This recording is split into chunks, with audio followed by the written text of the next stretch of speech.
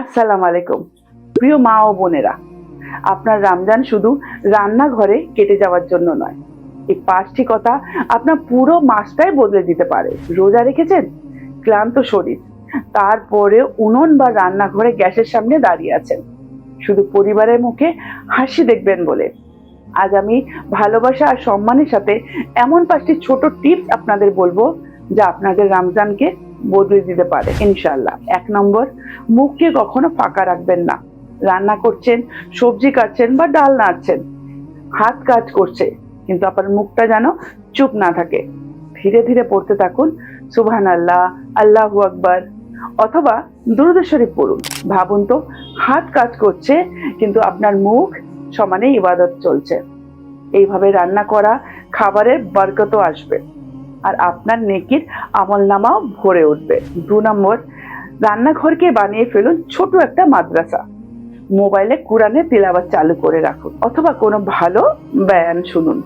হাত রান্না করবে, কান শুনবে আল্লাহর কালাম। রান্নাঘরটা তখন ইবাদতের জায়গা মনে হবে। 3 নম্বর, নিয়ত বদলে ফেলুন। মনে মনে বলবেন না, উফ আবার রান্না করতে হবে।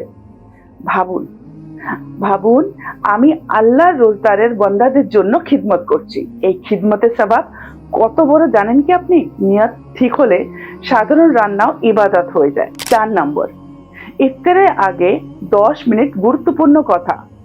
ইফতারের আগে ঠিক 10 মিনিট আগে যাই হোক না কেন গ্যাস বন্ধ করে দিন। এই সময়টা দোয়া কবুলের সময়। এটা পকোড়া ভাজার সময় নয়। জানিমাজ বিছিয়ে বসুন, নিজের জন্য, সন্তানের জন্য, স্বামীর জন্য আল্লাহর কাছে বেশি বেশি দোয়া করুন।